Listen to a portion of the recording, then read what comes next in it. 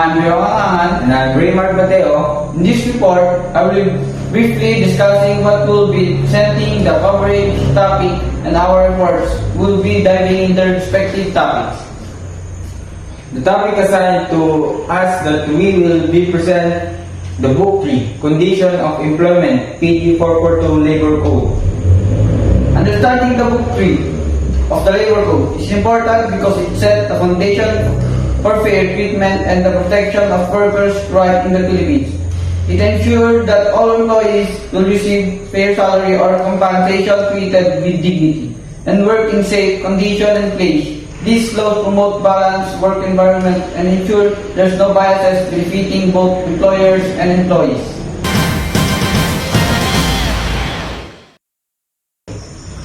Our book covers 3 key topics. Firstly, we have working conditions and rest period, which includes chapter 1 to 3, hours of work, weekly rest periods, and holiday service, incentive leaves, and service charge.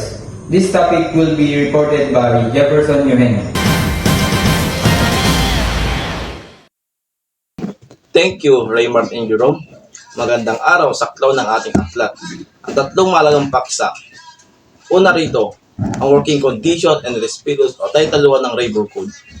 So, binubuo ito ng tatlong kabanata, ang hours of work na tumutukoy sa tamang oras ng trabaho, ang weekly rest periods at holidays na nagbibigay ng karapatan sa pahinga at bayad tuwing holiday, at ang service incentive leaves at service charge na nagsisiguro ng mga benepisyong nararapat sa mga manggagawa. Ang mga ito ay malaga upang maprotektahan ang kapakanan ng bawat empleyado. Ako po si Jefferson Eugenio, nag-uulat. Back to you, Jerome and Raymar. Moving to the second topic, wage, which comprises 6 chapters. Chapter 1 and 2, salary matters and minimum wage rate. This topic will be reported by Jeremy Salvador.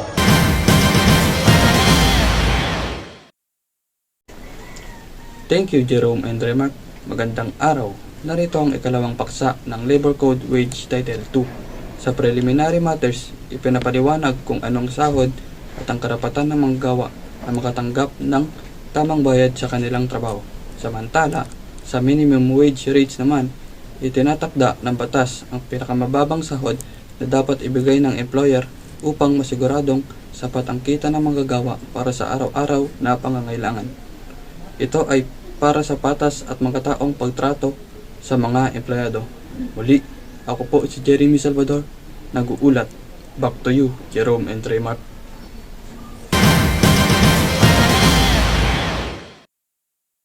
Moving to the next topic, chapter 3 and 4, payment wage prohibition regarding wage. This topic will be reported by Jomar Angeles. In Jerome Angan, ayon sa nakasaad dito sa Article 103, mandates that wage are being paid last once every 2 weeks or twice a month, when interval not exceeding 16 days, for example, semi-monthly payment or often made on 15 to 31 of each month.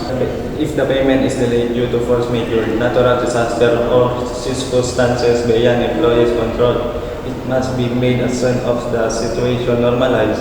Employees must be designed pay days or give 7 days prior notice to DOLE if changes are made.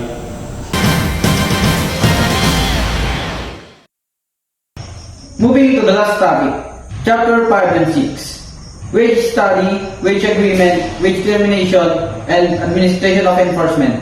This topic will be reported by Ronel Labayon.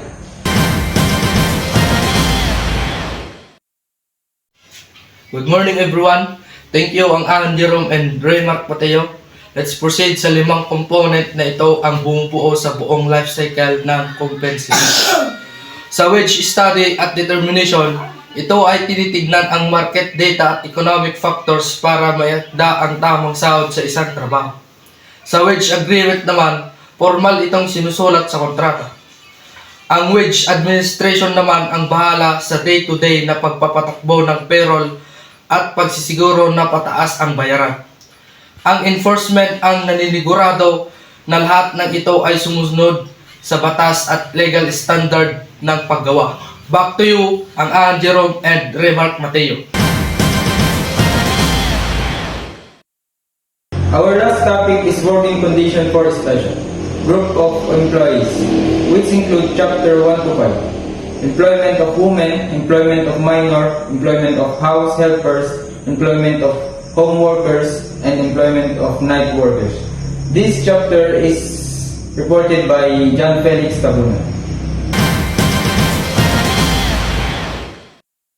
Thank you, Jerome and Remark. Good day, everyone. I-present ko ang topic na ito, working condition for special groups of employees, under Title 3 of the Labor Code. Ang topic na ito ay tungkol sa pagprotekta sa mga employees may special na working condition upang masiguro ligtas, makatarungan at maayos ang kanilang trabaho. Ang Title 3 ay may 5 chapters. Number 1, employment of women. Number 2, employment of minors. Number 3, employment of house helpers. Number 4, employment of home workers.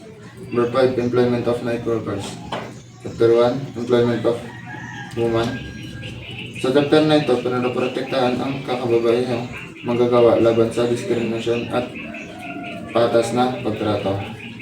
Layunin nito na masiguradong pantay ang oportunidad ng kababayan na sa trabaho. Chapter 2, employment of minors. Ang chapter na ito ang tungkol sa pagproteksyon ng mga batang manggagawa o minors. Dapat ding siguraduhin ang employer na hindi maapektuhan ang kanilang pag-aaral at kalusugan at deployment. Chapter 3, employment of house helper. Ang house helper ay domestic worker o may karapatan din sa tamang sahod, sapat na pahinga, mga taong pagtrato, basic benefits. Kahit sa loob ng isang bahay, nagtatrabaho, dapat pa rin silang galang at protektahan ng batas. Chapter 4, employment of home workers. Ang home workers ay mga empleyado na nagtatrabaho mula sa bahay para sa isang employer or contractor. Nitiyak ng batas na sila ay makakatanggap ng tamang bayad at hindi maaabuso kahit hindi sila nasa formal workplace. Chapter 5, employment of night workers. Ang night workers ay mga empleyado na nagtatrabaho sa gabi. Ayon sa batas, dapat silang mabigyan ng health protection, safety measure, and alternatibong trabaho kung kinakailangan. Ito ay para maiwasan ang health risks na dulot ng night worker. Sa kabuuan, ang Title 3 ay ginagawa upang protektahan ang special groups of employees at matiyak na kanilang kaligtasan, karapatan at kapakanan sa trabaho. Muli, ako si John Felix Tabunan, nagbabalita. Back to you, Jerome and Remark.